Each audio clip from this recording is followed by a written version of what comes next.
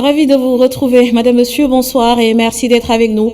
À la une ce soir, la Oumma en deuil, Mourchid Ahmed Iyane Thiam est décédé ce jour. Une vie au service de la religion et du dialogue interconfrérique. Le portrait de l'homme en début d'édition. Grogne à l'UCAD, les étudiants de la faculté des sciences et techniques réclament le paiement de bourses. Bourses pourtant indues selon le directeur des bourses, Khalifa Gaye, que vous entendrez dans ce journal. Litige foncier, cette fois à Grand Yoff, l'affaire oppose les populations SNHLM et Damfal. Et l'actualité des sports en fait d'édition avec Malik Chandoum.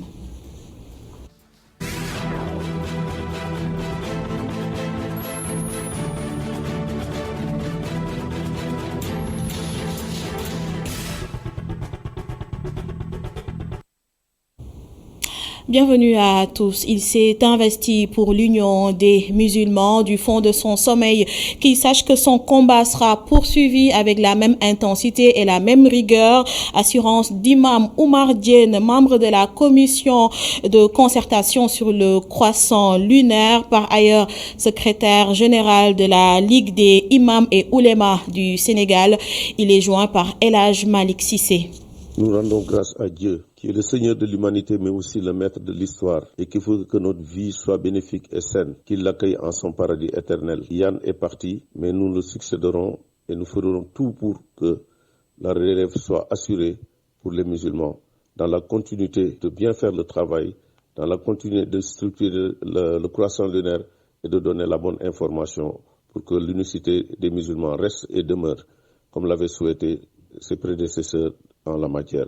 Nous disons, c'est de Dieu que nous sommes venus, c'est à Dieu que nous retournerons. Inna lillahi wa inna ilayhi raji'un. Aujourd'hui, le Sénégal a perdu un de ses illustres et dignes fils en la personne de Mourchid Iyane Thiam, quelqu'un qui a cheminé, qui a travaillé pour l'islam, qui s'est investi au niveau de la commission lunaire pour l'unicité des musulmans autour de l'essentiel, c'est-à-dire de l'apparition du croissant lunaire. Et la levée du corps de Mourchid Ahmed Iyane Thiam a eu lieu cet après-midi, suivi de l'enterrement à Darou, son village natal situé dans la région de Matam. Avec sa fonction à la Commission nationale de concertation sur le croissant lunaire pendant une vingtaine d'années, la voix de Mourchid Ahmed Iyane Thiam était devenue si familière aux Sénégalais à la veille des fêtes. Le dialogue entre les confréries était une de ses passions. Le portrait de l'homme avec Pape Aliou Sarr. Difficile de scruter le ciel, on ne verra plus Mourchid Ahmed Iyane Thiam. Triste nouvelle, triste coucher du soleil, le crépuscule s'annonce et c'est toute une nation qui perd ce vendredi une lune. Le défunt a été presque pendant plus de 2 décennies à la tête de la commission de concertation du croissant lunaire, des années où sa voix résonnait comme une boussole dans le monde musulman, les fidèles suivaient ses orientations à la veille des fêtes religieuses. Une tâche qui n'est pas une sinécure dans un pays où les voies de la religion sont légion, mais le guide construisait des ponts et non pas des murs. Son dernier ouvrage le symbolise, Islam, justice et humanisme. Livre édité en français et en arabe, l'arabe une langue qu'il chérissait dans la mesure où le professeur s'est battu pour l'introduction de la section arabe à la FASTEF, né en 1937. L'homme à la barbe blanche a éclairé son chemin par les études. Le Coran d'abord qu'il mémorise très jeune, les sciences islamiques ensuite au Sénégal mais aussi à l'étranger, un parcours sanctionné par une riche carrière. Professeur d'arabe, chef du département Amérique-Asie au ministère des Affaires étrangères, conseiller technique chargé de l'enseignement arabe du ministre de l'Enseignement supérieur, Mourchid Iyane Thiam a été le premier Sénégalais à s'inscrire à l'université Mohamed V au Maroc. La retraite, un mot qui lui est étranger, le religieux ne sort pas de la religion parfois contestée, mais le défunt a toujours résisté par les idées. Ce vendredi, la lune disparaît de notre ciel ombrageux. Mourchid Iyane Thiam avait 84 ans. Pape Aliou Sarr, le groupe Emedia Invest par ma voix présente ses condoléances à la famille éplorée et à toute la Oumma. L'actualité, c'est également les étudiants de la faculté des sciences et techniques de l'université Cheikh Anta Diop sortis pour manifester leur colère. Ils avancent le non-respect de l'engagement du directeur des bourses. Les gaz lacrymogènes n'ont pas épargné la chambre 372 du pavillon A. Nima Sadio et Moussa Fall étaient sur place. La situation reste tendue sur l'avenue Cheikh Anta Diop. Les étudiants posent leurs stylos et prennent les pierres pour manifester leur colère. Devant la grande porte de l'UCAD, les policiers prêts à contre-attaquer sont aux aguets. Les étudiants, qui ne reculent pas devant la détermination des forces de l'ordre, déplorent la situation actuelle qui a conduit à l'incendie d'une chambre d'un étudiant. C'était très difficile, voir la chambre de tes amis prendre feu sans pouvoir les aider. C'est vraiment dommage. On est des amis et on passe beaucoup de temps ensemble. Maintenant, ils ont perdu tous leurs documents et en même temps des ordinateurs. Un des responsables de la manifestation juge cette situation anormale. Il pointe du doigt les autorités. Nous avons entrepris tous les démarches nécessaires, à savoir nous avons interpellé dès le début notre doyen de la faculté des sciences et techniques. Ensuite, nous avons interpellé le recteur de l'université. Nous avons aussi interpellé le directeur des bourses. Lui, en retour, il nous a envoyé un audio en disant qu'il n'y a aucune possibilité à faire pour régler la situation de ces étudiants. Venu apporter son soutien à ses camarades, cet étudiant compte mener le combat jusqu'au bout. Moi qui vous parle, j'ai déjà reçu ma bourse. Mais quand on dit que la cause est noble, l'engagement est obligatoire. Mais si on reste jusqu'à demain on dit, ou bien au plus tard le lundi, et gain de cause n'est pas, on va passer à la vitesse supérieure. Et nous réclamons pour qu'on leur puisse donner leur bourse dès maintenant. Les étudiants de la faculté des sciences et techniques exigent un changement, de meilleures conditions de vie. Pour eux, le combat ne fait que commencer. Regrettable et inexplicable, c'est ainsi que le directeur des bourses qualifie la grève des étudiants ce matin. Khalifa Gaye souligne que des étudiants en Master 1 inscrits par anticipation en Master 2 réclament le rappel des bourses de l'année 2019-2020 de Master 2. Pourtant, les cours n'ont jamais démarré. Il précise par ailleurs que le paiement des bourses de l'année 2020-2021 est en cours depuis 3 mois. Khalifa Gaye est interrogé par Abdourahmane Li et Seleman Diallo. En fait, ce qui est arrivé, ce sont des étudiants de Master 2 qui, durant toute l'année 2019-2020, faisaient des cours de Master 1. Ils se sont inscrits le 28 décembre en Master 2 et demandent à ce qu'on les paye. Maintenant, le rappel, c'est-à-dire que fait la différence de la bourse de Master 2 et de Master 1. Ils percevaient durant toute l'année 19-20 une bourse de Master 1 parce qu'ils faisaient des cours de Master 1. Maintenant, ils ont terminé leur année, ils se sont inscrits en Master 2 et même s'ils n'ont pas encore commencé le Master 2, pour l'année 2019-2020, ils disent qu'ils sont en Master 2, il faut donc qu'on leur paye la différence des 65 000 francs à 45 000. Donc ils veulent qu'on les paye le rappel de 25 000 francs fois 12. Bon, alors que nous sommes dans l'année 2020-2021. Nous avons bouclé 2019-2020 depuis très longtemps. Ils sont venus nous voir et je leur ai dit que ce n'est pas possible. Nous avons commencé depuis 3 mois à payer les bourses de 2020-2021. Et d'ailleurs, si vous vous rappelez, il y a quelque temps, les étudiants étaient sortis pour réclamer le démarrage des paiements de 2020-2021. Et cela veulent nous faire revenir en arrière encore pour demander des rappels de paiement. Non, ce n'est pas possible. Dalifort, les populations livrent leur avis et attentes au nouveau maire Mamadou Mengdi Baye. Le nouveau maire attendu principalement sur une continuité, une pérennisation de l'œuvre du défunt maire Idrissa Diallo, rappelé à Dieu il y a 1 mois à peu près. Illustration dans ce reportage de Mohamed Diaye. Rue 84 de la commune de Dalifort, du haut du toit d'un édifice niché aux abords, flotte le drapeau national sur son mât. Nous sommes à la mairie de Dalifort-Forail, un calme plat dans la cour. Cette personne âgée a travaillé à la mairie depuis 1997. Pour lui, le nouveau maire Mamadou Mbeng doit pérenniser le legs de son prédécesseur, Idrissa Diallo. Ce qu'on attend de lui, c'est la récitation de ce que faisait, feu Idrissa Diallo. C'est un jeune de la ville, il est de Dalifort, il sait ce qui se passe à Dalifort, il connaît la mairie de Dalifort, donc je pense qu'il va continuer, parce que lui, c'est la continuité. Il va continuer les œuvres d'Idrissa Diallo, c'est sûr. C'est un jeune, comme disent les gens, qui aime sa commune, sa ville. Bon, c'est un jeune politicien, alors il n'est pas étranger dans les communes. Au-delà des personnes âgées, la jeunesse aussi a son mot à dire face à cette nouvelle nomination. Ce jeune pense que le nouvel édile de la commune trouve sur place un chemin déjà balisé. Ce que nous attendons du nouveau maire, c'est la continuité. Comme on le dit, l'État, c'est la continuité. Donc lui, en tant que jeune, il sait bien les besoins de la commune de Dalifort-Forail. Il sait bien l'attente de la population.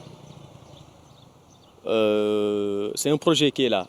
On a déjà voté le budget. Non loin du quartier Darussalam, cette ménagère côtoie le nouveau maire depuis des années. Elle éprouve un sentiment de satisfaction et pense que ce dernier sera le trait d'union entre les autorités étatiques et les habitants de la commune. Nous exhortons le nouvel édile de la commune de poursuivre le travail du défunt maire Idrissa Diallo. J'ai confiance en lui, nous sommes avec lui et nous prions pour sa réussite. Un mois après la disparition d'Idrissa Diallo, les habitants de la commune de Dalifort-Forail nourrissent l'espoir d'une continuité avec le nouveau maire, Mamadou Mbengue, qui devra très vite se mettre au travail. De Dalifort, nous allons à Grand Yoff où un litige foncier au stade Djagili Bahayoko oppose les populations, la société SNHLM et Dame Fall. Au cours d'une conférence de presse tenue ce jour, le comité appelle les autorités à régler cette affaire le plus rapidement possible. À Boutedissou, Seydina Mbaye. Ces litiges fonciers opposent, selon le comité, la société SNHLM qui revendique 1610 mètres carrés dans l'espace du stade, Adam Fall qui réclame également 1183 mètres carrés et les populations. Une partie importante du stade municipal Djagili Bahayoko fait l'objet de contentieux avec, premièrement, la SNHLM qui revendique 1610 mètres carrés dans l'enceinte du stade. Deuxièmement, une personne privée du nom de Dame Fall qui se dit être propriétaire de 1183 mètres carrés.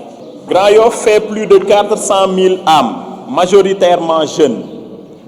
Il est très important de souligner cette dimension jeunesse, particulièrement dans le domaine du sport. Malgré tout, le comité privilégie la négociation. Nous privilégions d'abord la négociation à la place de la confrontation. Cette démarche est saluée si nous nous référons à l'adhésion massive de la communauté autour de cette approche. Par rapport aux causes de ces nombreux litiges, ce député souligne que le problème ne vient pas des textes législatifs, mais plutôt du rapport que nous avons avec l'argent. Je crois que nous avons de très bons textes, mais le problème, il est entier et il se situe dans les comportements. Aller partout dans les services étatiques, aller partout dans les démembrements de l'État, aller dans nos maisons, aller dans nos quartiers. Tout est articulé autour du matériel, tout est articulé autour de l'argent.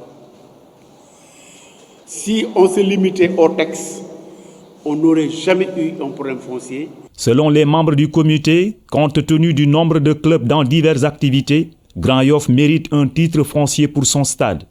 Ils invitent les autorités compétentes à intervenir avant que la situation ne dégénère. À Boutedissou, pendant ce temps, à Rufisque Nord, le service national de l'hygiène lance le programme de sensibilisation sur les techniques simples de désinfection à domicile. Les organisations communautaires qui serviront de relais ont répondu massivement à l'appel des autorités sanitaires. Les agents de l'hygiène vont sillonner toutes les collectivités pour sensibiliser les populations. Baba Karsek. Mettre à la portée des populations les techniques de désinfection simples est la nouvelle stratégie du service national de l'hygiène pour lutter plus efficacement contre la propagation de la pandémie. Et nous nous sommes rendus compte que dans les domiciles, les gens ne parvenaient pas à pratiquer les messages qu'ils ont donnés. Il faudrait aussi qu'on leur explique les techniques, parce qu'il y a toute une technique à expliquer pour que cette pratique soit bénéfique, en tout cas du point de vue de la santé.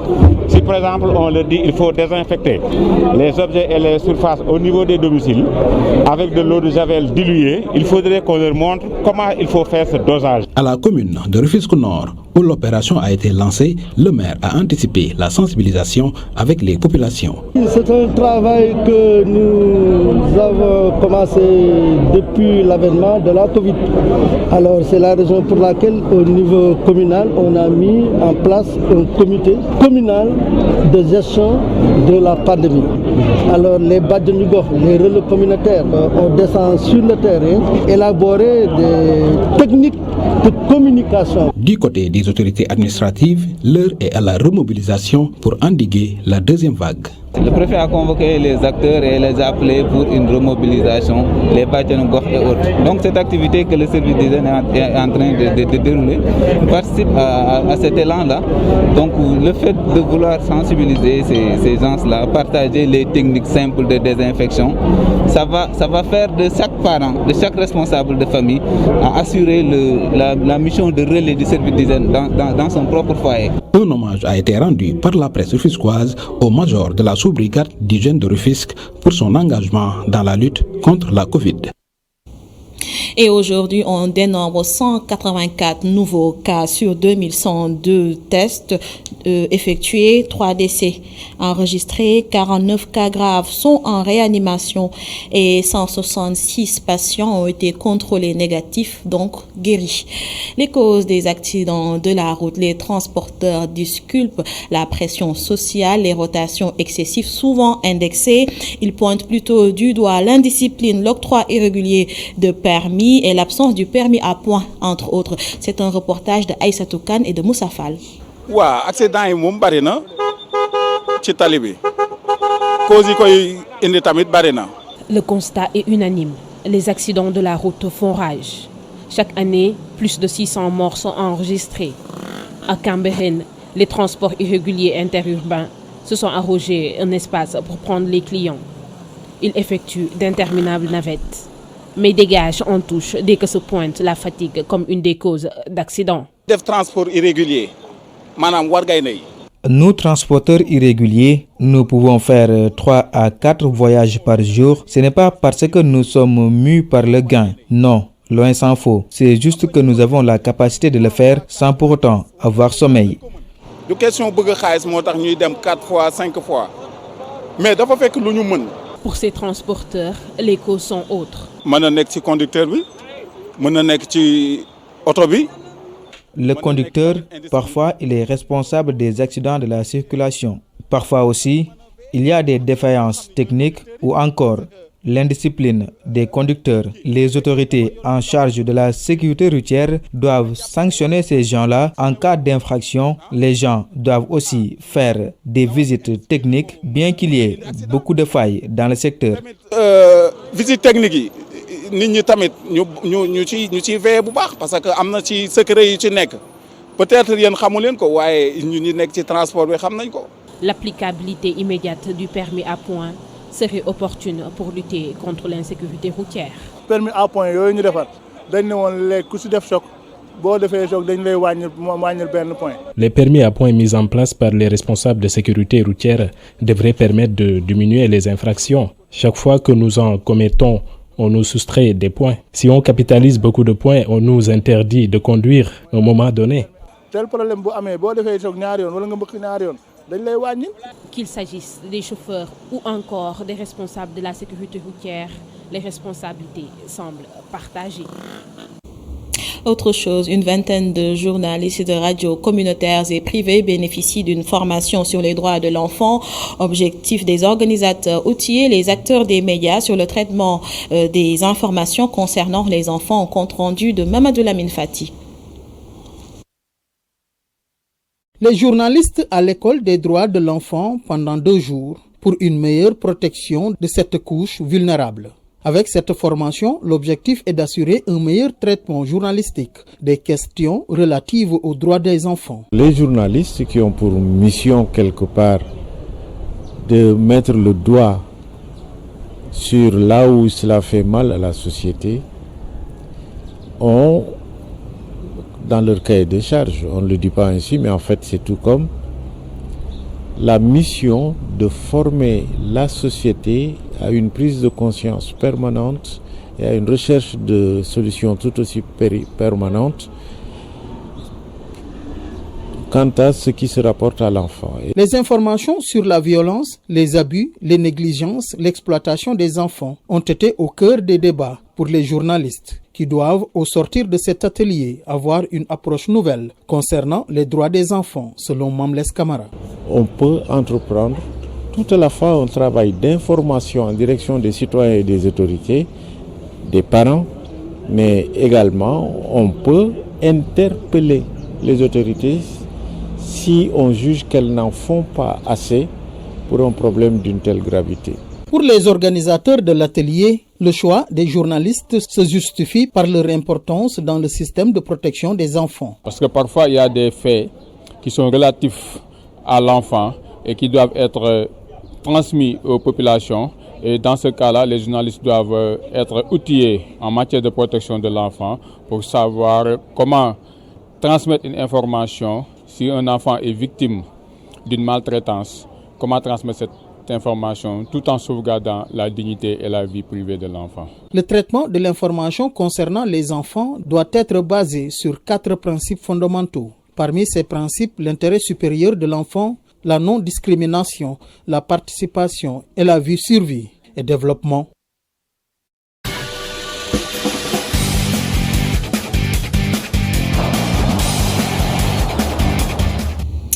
Et Malik Tiandoum nous a rejoint pour l'actualité de sport. Bonsoir Malik. Bonsoir Osama. Et on démarre avec le tribunal arbitral de sport, du nouveau dans le dossier Ahmad Ahmad, ancien président de la CAF. Effectivement, la nouvelle vient de tomber Osama. Le tribunal arbitral du sport fixe au 2 avril 2021 la date d'audience dans la procédure entre Ahmad Ahmad et la FIFA.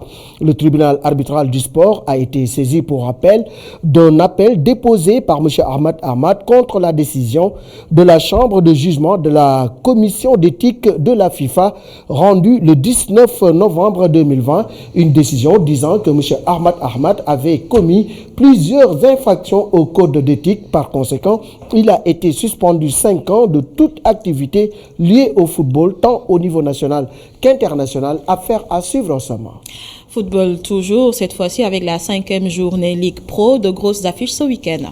Dès samedi, on aura le choc entre les Gablous de l'AS Douane, 6e au classement avec 6 points, victorieux du Jaraaf lors de la 4e journée 4-1, et Djambar de Sali, 2e, 10 points. Dakar Sacré-Cœur, 10e, 4 points, reçoit AS Pikine, 3e, 7 points. Ndiambour de Louga, 6e, 6 points, reçoit Bourg Petite Côte, 12e, 3 points. L'Union Sportive Goréenne, 14e et Lanterne Rouge avec un seul point, va recevoir NGB Niaritali, 13e, 3 points. C'est le duel des mal classés. Génération Foot, 11e, 4 points, reçoit le Casasport de Ziguinchor, 7e, 5 points. Teungueth Football Club, premier au classement avec 10 points, reçoit le Jaraaf, 4 points. Ça, c'est le duel des Africains. Et puis le Stade de Mbour, 9e avec 5 points, reçoit Seneps Excellence Club, 8e avec 5 points. Vous l'avez dit tout de suite, l'attraction sera le choc des Africains entre Teungueth FC et Jaraaf, un match qui promet. Un match qui promet, on s'attend à un match de très haut niveau entre deux formations qui ont fini de faire leur preuve au niveau africain. Pour rappel, Teungueth FC s'est qualifié pour les phases de poule de la Ligue africaine des champions, alors que le Jaraaf va jouer le barrage en Coupe de la CAF. Donc deux formations qui sont en pleine confiance, un match qui promet. Adam Ndion nous fait l'analyse. Ce sont ces deux équipes qui disputent les Coupes africaines, Coupe africaine des champions pour le Teungueth FC et Coupe de la CAF pour le Jaraaf de Dakar. L'autre chose qui fait que cette affiche est une attraction est que ce sont deux équipes qui, depuis les 2 dernières saisons, en tout cas, font bonne figure sur le championnat national. On se le rappelle, l'année dernière, ces deux équipes étaient classées première et deuxième du championnat avant l'arrêt, en tout cas, de notre ligue à cause du Covid-19. Et ajouté à cela, on s'est rendu compte que, étant donné que ces deux équipes étaient en tout cas exemptées du fait des Coupes africaines, ils n'avaient pas disputé la première journée. On se rappelle que mercredi passé, toutes les deux ont joué et ont gagné. L'une a gagné par 2-0, l'autre a gagné par 1-0. Et il y a aussi un troisième fait, à mon sens, qui est non moins important, c'est que le Teungueth FC, depuis en tout cas qu'il a éliminé le Raja de Casablanca, a commencé par un match nul, mais depuis lors, l'équipe monte en puissance. Et c'est 3 victoires d'affilée, en tout cas. Donc ce qui fait actuellement qu'ils sont leaders du championnat. Pareil pour le Jaraaf qui, après avoir bien commencé le championnat avec une victoire, a fait un match nul puis une lourde défaite devant l'AS Douanes avant en tout cas de se rattraper mercredi passé sur une victoire d'1-0. Malik, de belles affiches en Ligue Pro, mais la Ligue 2 n'est pas en reste. 5e journée de la Ligue 2, il y aura des matchs très intéressants, dans l'axe surtout Thiès-Mbour, Amitié Football Club contre Africa Promo Foot, ça c'est le duel thiessois, c'est le derby thiessois, entre deux formations qui sont très mal en point en ce moment et qui relèvent de défaites. Diamono de Fatick reçoit Keur Madior de Mbour, Demba Diop FC reçoit EJ Fatick également, Renaissance de Dakar contre Thiès FC, Sonacos contre Port Autonome de Dakar, Guédiawaye Football Club contre Dakar Université Club, Linguère reçoit l'Union Sportive de Ouakam. Chan de quart de finale explosif également au menu de ce week-end. Et oui, l'attraction sera du côté du Cameroun avec Mali-Congo. Le favori, c'est bien entendu le Mali qui a montré de très bonnes choses dans ce Chan. Et puis, l'attraction sera certainement le choc entre la RDC et le Cameroun, un choc électrique. Et déjà, ce sera à guichet fermé. Stéphane Lavon est journaliste togolais. Il est sur place au micro de Saïkou Saïdou. Il nous fait l'analyse de ces deux matchs explosifs. Non, mais jusque-là, je pense qu'on a assisté à de très très bons matchs dans ce Chan. Du coup, on croise les doigts pour que les quarts de finale soient de même facture que les matchs de phase de groupe.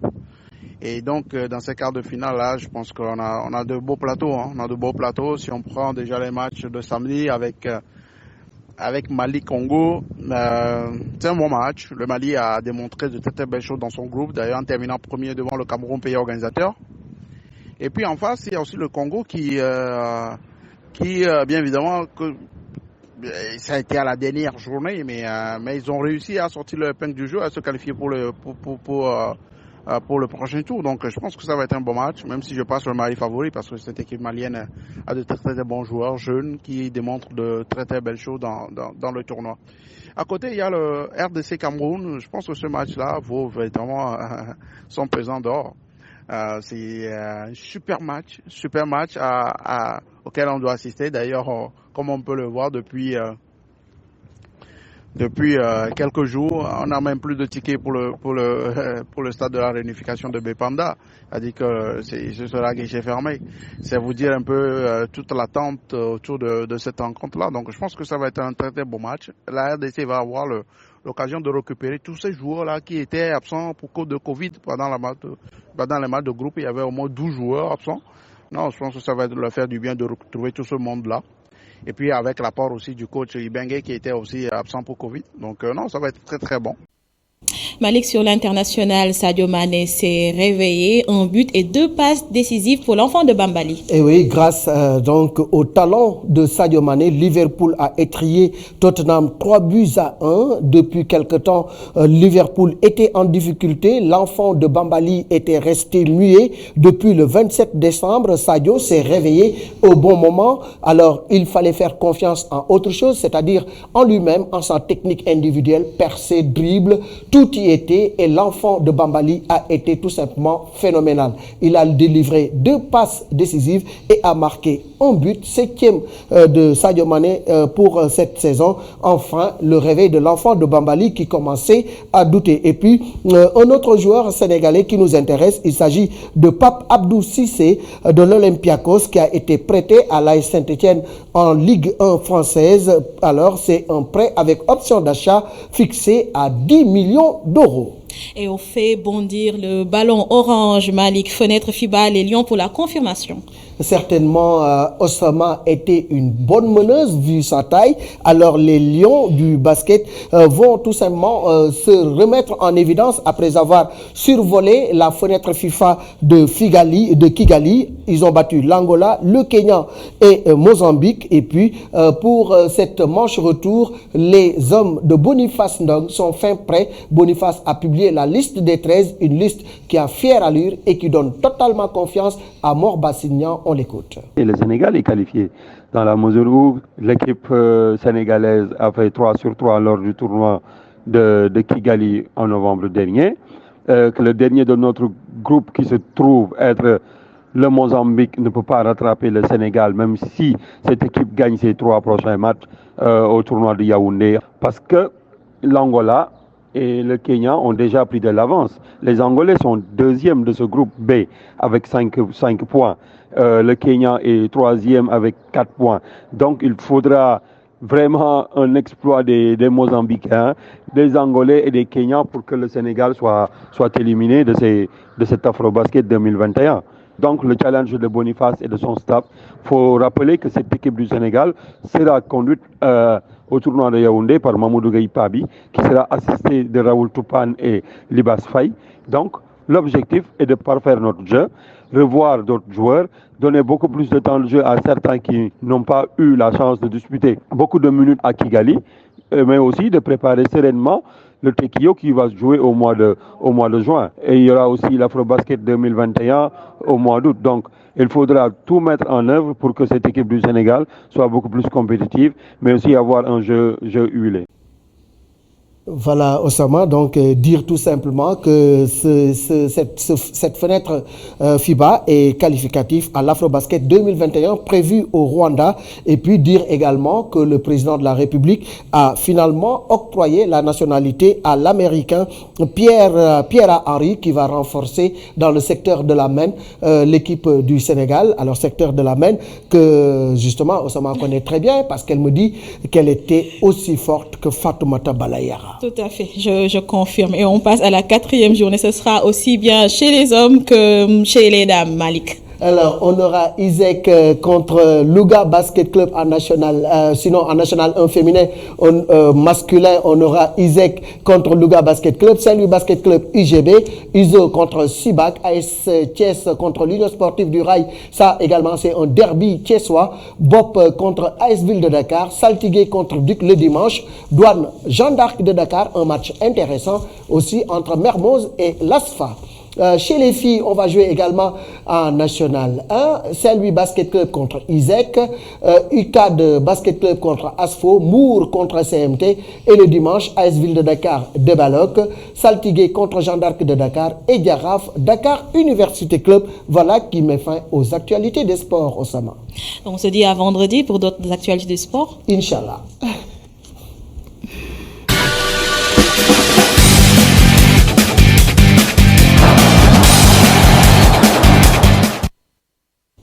Et c'est ainsi que se referme ce journal. Merci à vous de l'avoir suivi. Mais l'information continue sur www.emedia.sn. À suivre ce soir, Intérêt général avec Khalifa Diakhaté. À demain.